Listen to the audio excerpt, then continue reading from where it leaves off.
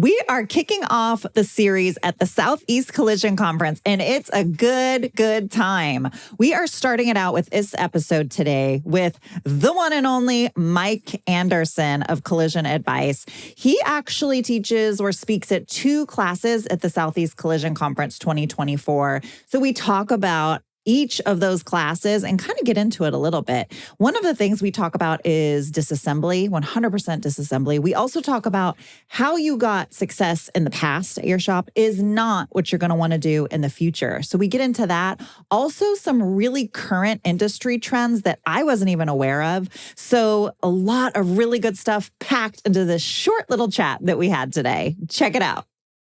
Welcome to Body Bangin', your podcast for all things body. Auto body, that is. And now, introducing Body Bangin's host, Mickey Woods of Mickey Woods Marketing. Mickey is a former auto collision center owner and is now a marketing and business development expert to shops across the globe.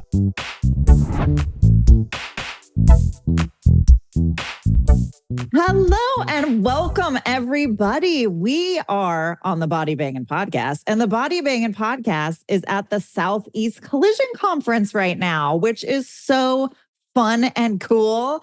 And I have to first thank my sponsor. Lombard Equipment has sponsored the Body Bangin' Podcast at the Southeast Collision Conference. This is the 2nd year in a row. And why do they sponsor it? Because they're so cool. We love them. They've been selling equipment for over 30 years. They sell new and refurbished equipment from Maine to Miami. So if you need equipment, they are the people to go to. The link is in the description if you need them. They're just really the best guys. Seriously, good people. And then today at the Southeast Collision Conference, we get to kick it off with one of my absolute favorites, everybody's favorite, Mike Anderson. He's with us. We got him.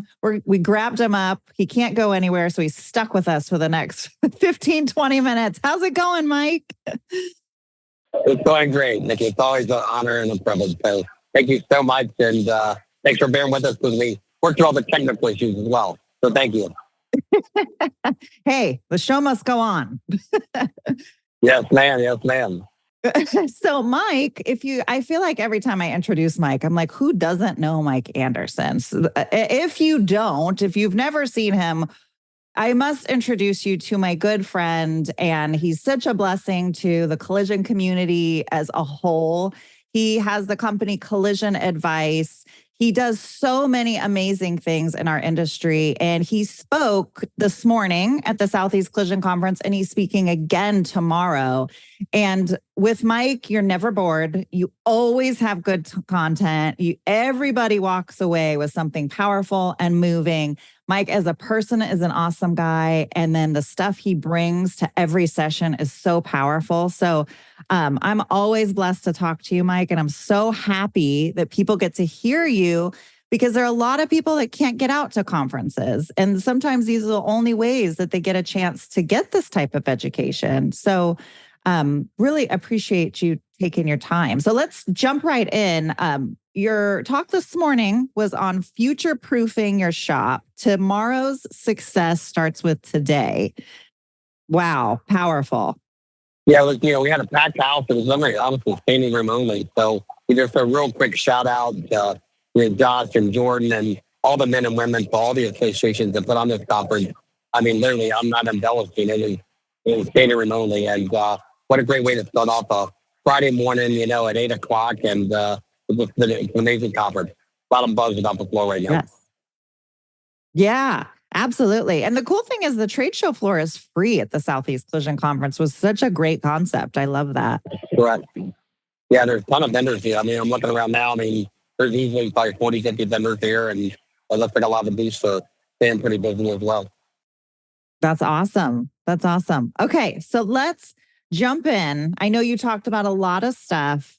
And Mike works with so many shops. So this isn't like Mike just comes up with this all on his own, like, hey, I've got an idea. Like, you're actually in shops, working with shops. You used to own your own shops. So this is coming from a very intellectual place. Like I said, for people that don't know Mike, these are like tried, true, tested things that he's sharing with you. So, Mike, go ahead and get into what you talked about this morning. Yeah, so, like you're right. Most of the things I think of are off of first-hand observations, maybe on the road with 300 days a year, or even members of my team, right? Members of my device team. And that's working with all the different industry stakeholders. So a lot of the observations and insights I provide are based on some of the work I do with some of the vehicle manufacturers, some of the conferences I've attended where insurance companies or other software providers are there and present. And then, of course, I'll work with stops, on a regular basis or 20 groups or in stop consulting or seminars. And really, the focus I spoke about today, it was covered a lot, right? Because I was very fortunate they gave me 90 minutes, was about, what made us successful up until this point is not what's going to make us successful in the future, right? One of the things I really kicked it off with was sharing with them what the average severity was for all insurance claims, both DRP and non-DRP, for the end of last year, as well as the average body, frame, paint, and mechanical labor hours per estimate. And one of the things we saw was that on a national average, where severity had increased anywhere between $400 to $700, depending on the state that you lived in, the average labor hours would only increase by about 1 to 1.2 hours. So we really talked about a lot of stops having a false sense of security, and in fact that they base their successes based on a financial sales dollar goal. And the reality was we had a lot of assists last year, right? A lot of stops raised their labor rates. We had, ADAS calibrations increased severity. And so those things that helped us to have record sales last year are not necessarily going to be in place this year. We're not going to get the same assist or the same boost. So we talked about really just that we've got to get back to the basics. One other thing that we shared this morning is that, 3 months ago, most shops probably had anywhere from a 2 week to 2 month backlog. We know that claims count was down about 9% in the month of March, and we're looking at double-digit declines in the month of April. We feel like that really is contributed by a couple of things. Number one is we had probably one of the mildest winters in the last 40 or 50 years. So that typical stormy weather or snow and ice and sleet we have that normally helps stop to carry work into the spring, that's missing this year.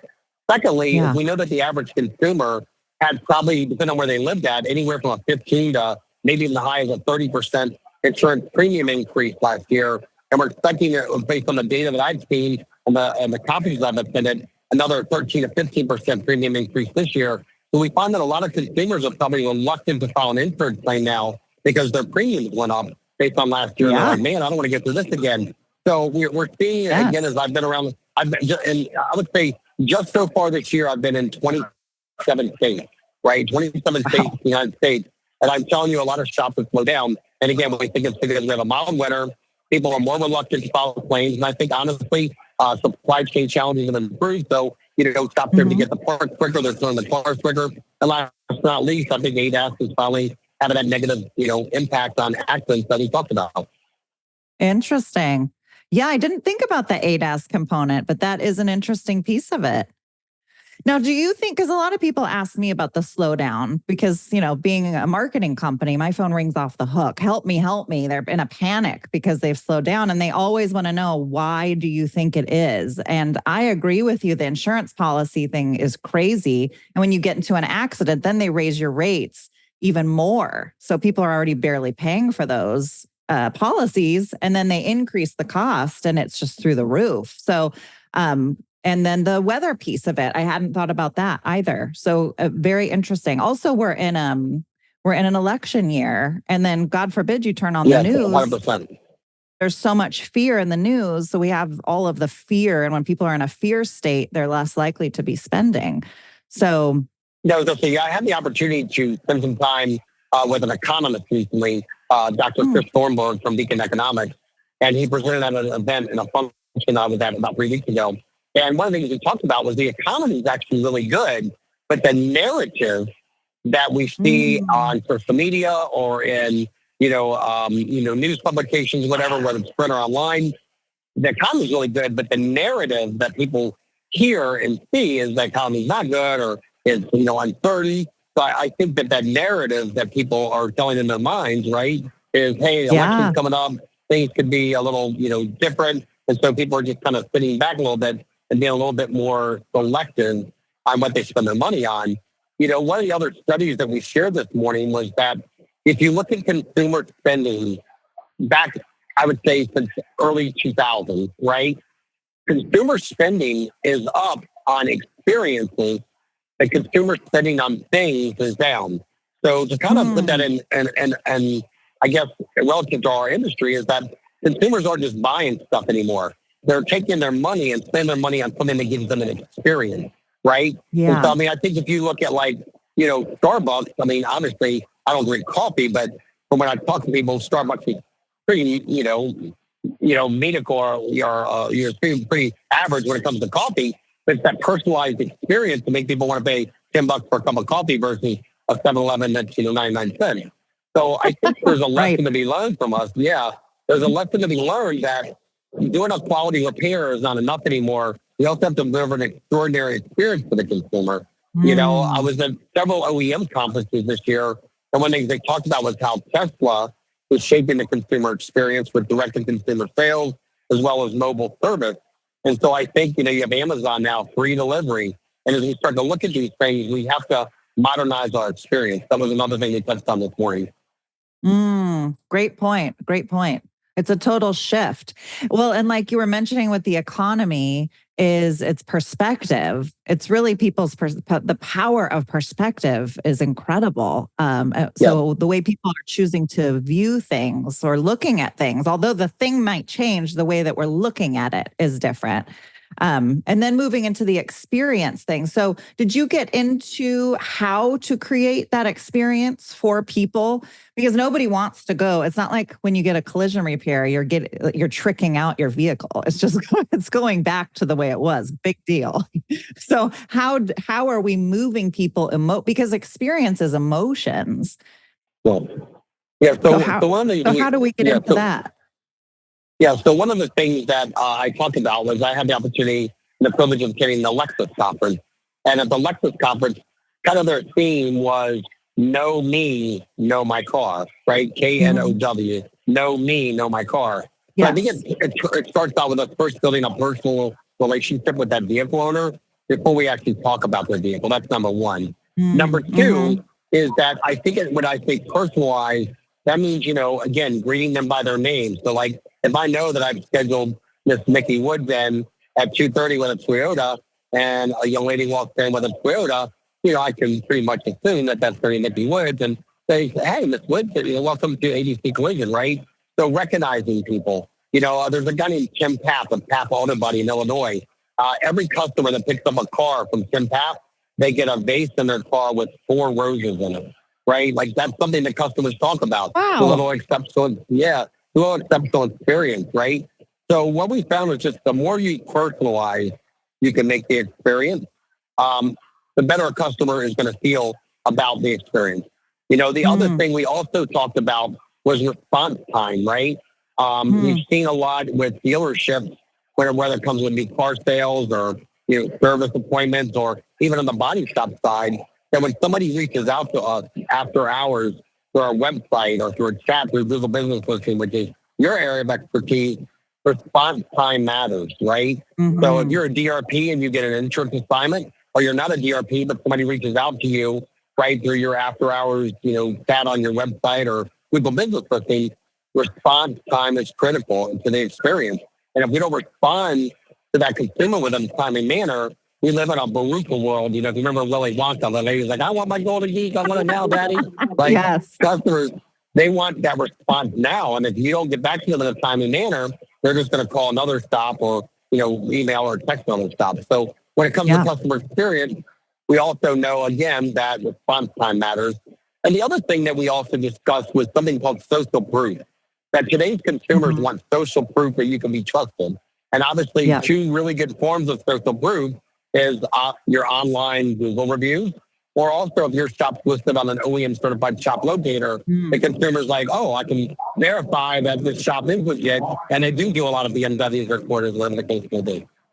Yeah, very good point. Exactly. I preach that to my clients every day, shops every day. Get those Google reviews. People are looking, people care. You can say you're great all day long, but it really doesn't mean anything until other people say it. Now, one of the things listed in here that was in your talk from this morning was DRP versus non-DRP. And this is always such a hot topic. So I'm curious what you were chatting about with that. Yeah. So what we saw in the last 18 months to 2 years, that there were a lot of stops because they had a backlog of work and they felt empowered to walk away from some of their DRP relationships, right? Yes. And then even some that walked away completely, and then some said, "Hey, I want to go from 13 down to 5." And so we saw that trend a lot again in the last 18 months. What's interesting now is that when we look at like OEM insurance, like Tim, Toyota Insurance Management Services, you have GM's OnStar Insurance, you obviously Tesla and Rivian have their own insurance. Now you see kind of that OEM insurance model. And so I think there's shops that in the past may have said, "I don't want to be a DRP for whatever reason," but now they may end up being a DRP, but it's for the OEM insurance, which triggers all OEM parts. So good point. we did see a lot of people that, again, just to summarize that, in the last 18 months due to the backlog of work, they were able to feel empowered to remove themselves from a lot of DRP programs. And I think you're probably seeing, more work done by non-DRPs than you probably have in the past, thanks in part to a lot of OEM certifications, restricted part sales, and dealership relationships. Yeah, absolutely. I agree with that.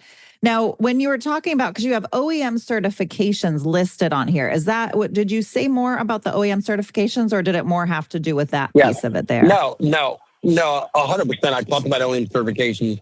One of the things I talked about was I gave an update from what I shared last year. Last year, I talked about how vehicle manufacturers were moving to what's called software as a subscription or software as a service, where if somebody wants heated seats or something, they'll subscribe to it through an app on their phone, like hypothetically a GM app, heated seats or navigation, and you subscribe to that, right? And as they start, because it goes back to that personalized car ownership experience, so as I start to use that app to subscribe to different features that I like, or I don't subscribe to things I don't like, if I have an accident, I may go to that app in the future to ask for assistance, right? And so we talked a little bit about that. And what I did is I fast forwarded to this year, because I introduced that last year, and I shared some recent news that came out approximately 2 weeks ago, and automotive news that talked about, the automotive industry is projecting about $3.5 trillion with a D, trillion in global revenue off of software as a subscription. So it's gaining traction. Stellantis, for example, Stellantis was quoted, for example, as they're projecting by 2030 to be about $22 billion in revenue based off of software as a service. So whereas last year when I was at the Southeast Conference, I had 1 or 2 examples to hold up. Now we're seeing that, but now I've got 10 OEMs to hold up on that. With that said, that leads us into, again, with the OEM certifications. I also share with people that when we look at OEM certifications, a lot of people, when they look at OEM certifications, they see something like Toyota, BMW, et cetera, is very attractive to them. But I was also sharing with the attendees that they really don't want to discount out Hyundai, Kia, and Genesis. If you look at the data, Hyundai, Kia, and Genesis combined were number 2 in EV sales in the United States of America last year, second only to Tesla. They probably would have been they probably would have been number 1. It's just that if you buy a Hyundai, Kia, or Genesis EV, you're exempt from the $7,500 tax credit because the vehicle's not manufactured in the U.S. As Hyundai, Kia, Genesis put the new stuff manufactured in the U.S., you qualify for that $7,500 tax credit. I believe Hyundai, Kia, and Genesis could be like the sleeper in the horse race, right, in regards to EVs. And so I told shops, look, a lot of you that don't think, and I don't mean this disrespectful to Hyundai or Kia, but a lot of people are kind of slow to embrace that as a certification. I'm saying, hey, this is something you want to get on. The other OEM cert we talked about was BrightDrop. BrightDrop is a subsidiary of General Motors. They're going to have their delivery vehicle type style vehicles. But one of the things that's kind of cool is their components are removable. You don't necessarily have to have a larger spray booth to paint those vehicles because the components are removable and you can put them in your spray booth. So I'm still a huge believer in OEM certifications. I also believe that in the future, as you see some of the vehicle manufacturers that do not currently have restricted part sales, that if they move more into the EV realm, then that might see more structural use of their ribbon bonding, and that might make a case for restricted part sales, even on some of your Asian manufacturers, some of the Europeans. So I'm still all in on OEM certifications of equivalent apparel. Yeah. So interesting. You probably didn't talk about it, but I'd be interested, if it's okay, to ask your take But on because a lot of what I'm hearing from body shops, the frustration with being certified, there's so many benefits of it, and the frustration is not getting the buy-in from the local dealerships, and not really getting the manufacturers. And this isn't to bag on anybody, it just is what it is, that they're not, a lot of the body shops aren't getting the support from the manufacturer. Like, I went through all this training, bought all this tooling, we're ready to go, we're certified, and you're still, local dealership is, even if they sponsored you, is still referring to the guy down the street who's not certified. Um, do you, do you mind asking? Mind me asking what your opinion on that is and what we can do? yeah, absolutely. So I had a conference of my own 2 weeks ago, and we had 15 OEMs there. And that question was Wow. posed. I think, first of all, that shops need to have realistic expectations, right? You've got to be willing to, like a dealership, still an independent business owner, just as you are, so nobody Yep. can force them to send work to you. But you got to build that relationship. You also can't take it for Yes. granted. You can't just expect or demand they're going to do that, right? You got to build a Right. relationship. And what I have found is shops that are successful where they'll get like a local OEM rep, like the MWS reps on the country, Honda, Acura, Toyota, and they'll do a joint visit and kind of break that ice and say, how can we build this Mm. relationship? That's number one. Number two, Mm. I know the OEMs have heard that loud and clear. I cannot tell you which OEMs, but I do know there are some OEMs that are working for a referral system where if a dealership was to refer work to a certified collision center through like a certain link or an app, so it could be tracked, then there could be some Mm. incentives for that dealership or retailer for referring work to that certified body shop, right?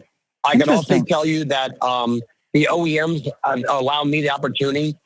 In the last 12 months, I've spoke at 6 national dealership conferences on behalf of OEMs about the value and the importance of having a relationship with a certified collision center. Two Yeah. really interesting statistics are is that we know that certified collision centers on average use 15% more OEM parts than a non-certified shop. Mm. But another interesting statistic that we learned from Subaru, Devin Wilcox, is that when a vehicle is like 3 or 4 years old, the consumer has less frequent visits to the service department. They start going to like a Jiffy Lube or something like that for the oil Uh, break.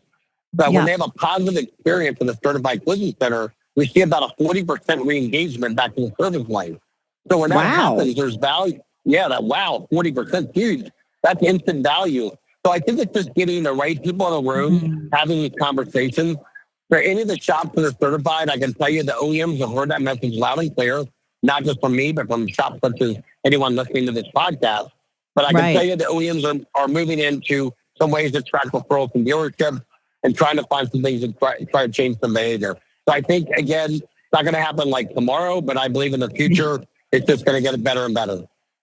That's really encouraging to hear. Thank you for that. Yeah, it breaks my heart when I hear that, when those types of things are happening. So one of the things I want to say is that we did a study for 2 different OEM manufacturers, and we found that less than 40% of certified shops actually even had the OEM logos on their website. Less than Wow. 40%. And of the 40% that had the logos on the website, over half of that 40% were in violation and did not have the right type of logo, color logo, or size of logo. Oh And my so for gosh. someone like yourself who is a marketing company, I think they have to make sure that they have a relationship with somebody like yourself that's Mm. knowledgeable, but also credible, and isn't going to get them sued because they have an improper logo utilization. Yeah, true story. I'm always shocked when people spend the money, the time, the effort to get certified and don't show it off everywhere they can and talk about it. It kills me. Yes, It kills me. We could probably talk about that in its own podcast. It would be yes, its yes, own ma'am. episode. Okay, we will, because I'm not going to keep you, and these are all short episodes. I do want to touch real quickly on the 100% disassembly talk that you're going to do tomorrow, because I think that's a huge opportunity for shops. And I don't want to miss it just because you didn't talk about it today. Yeah, so one of the KPIs, key performance indicators that we include in Bike look at and we're encouraging shops to look at is average sales per person in the body department. So let's say, for example, that I do $250,000 a month in gross sales, and I have 4 body techs and 1 helper or apprentice in my body department. That's 5. 250 divided by 5. My average sales per body tech is 50,000. Right. What we used to see was an average of about $63,000 to $65,000 average in sales per month for technicians. Today, in the world we live in with severity that's increased, we see shops that really, really have the 100% assembly process dialed in and write a really accurate repair plan or blueprint. We're seeing that their average sales per technician in the body department are between $93,000 to $125,000 a month in sales. And that is a huge number, right? Huge. But those are people that, again, so my talk tomorrow morning is really about how do you implement a culture of 100% assembly? And more importantly, how do you get your business to sustain that practice? And so I'm going to talk a little bit about doing it with your team versus to your team. And oftentimes when we're training a technician, an apprentice, or an estimator, we focus on what we want them to take off the car, like remove the mirror, remove the AC line. But I'm going to try to get people to change their thinking tomorrow morning. Instead of having a conversation about what to come off the vehicle, let's have a conversation about why it needs to come off the vehicle. And if we can do it with our team, not to them, and help them to understand why something comes off, I think we'll see sustainability, a more complete 100% disassembly. And then all the benefits that go along with that, like making it much easier to mirror match parts for the parts person. And we just see when people really can focus on 100% assembly and write a really good sheet, we generally see about a 17% improvement in sales per technician at a minimum. So really excited to teach that here in place tomorrow morning. That's amazing. Yeah. How exciting. Yeah, we've got some shops we've worked with, like in shops where we've implemented this process and worked with them and their staff. We got, Michael and Kyle Bradshaw. They're just legends at K&M, right? We've got Brian Harrell from Port City Auto Body. We've got Jerry Dalton. We've got John Baker from Wallace Collision. So some of the shops we've actually worked with on this are actually here. And I'm really excited for them to share their first-hand experiences with the teams as well, not just from Mike Anderson. Yeah, right. Exactly. Well, that's incredible. It's always exciting for me because the money's there. It's like you're finding the money. It was already there. And in another way, a more negative way to look at it, you think about all the money that you were missing, the opportunity to make extra money in your business. Because and I feel like so many body shops look at the word like profitable as it's like a bad word. Like, I don't know why that is in our industry. Like, it's okay to be profitable. We should be wanting 100%. To be profitable. I agree. And when we think about R&I operations for 100% assembly, and you think about what are the easiest things to get paid for, right? Not included operations, judgment time, higher labor rates, or R&I operations. R&I is the easiest thing to get paid for, right? So we absolutely want to maximize and we want to capitalize on that, right? And then I think when you go back to the comment you just made, right, in regards to 100% disassembly and just really trying to, improve our throughput. If we don't do 100% disassembly, then what's going to happen is your technician is going to start, stop, which creates frustration, kills morale, and then people want to get out of the industry. Yeah, absolutely. Very well said. Well, Mike, this has been awesome. I wish I could be there to sit in the classes because I'm sure I'd have pages of notes like I usually do. So many good things. I appreciate you so much for coming on. And this is going to actually go live after the Southeast Collision Conference is over. But I will tell you, if you guys have the opportunity and you see that Mike Anderson is going to be somewhere near you doing something, you need to find a way to get there. Seriously, you're so good, Mike. We all appreciate you so much. Thank you. And again, thank you so much to the Southeast Conference for having me, and also Lombard Equipment, for sponsoring this. And again, I apologize if I was talking over you. I think it was a bit of a delay, and I felt like I was rude, so I'm so sorry. No. You're fine. We're making it work. It's all good. Yes. Well, thank you, Mike, again. Thank you all for listening. And thank you, of course, to Lombard Equipment. Oh my gosh, you got activity behind you. That was awesome. That was awesome. Make sure you hit up Lombard Equipment if you guys need equipment. They actually do training at your shop on the equipment. So they don't just sell it to you and wish you luck. They are there to partner and give you support. So thank you all again. Make sure you're subscribed to the podcast so you don't miss another amazing episode. There's going to be another one dropping tomorrow. It's going to be awesome again. So you don't want to miss it. We will see you guys next time. Bye. If you enjoyed today's show, make sure you hit the subscribe button. We have some incredible topics and guests coming your way you will not want to miss. If you are watching on YouTube and don't want to miss the latest and greatest, you'll want to hit the bell after subscribing, so you will get a pop-up each time a video podcast goes live. To our devoted fans, would you mind paying it forward and sharing this little gem with someone else you think may benefit from it? Much love from all of us here at Body Bangin', all things auto body.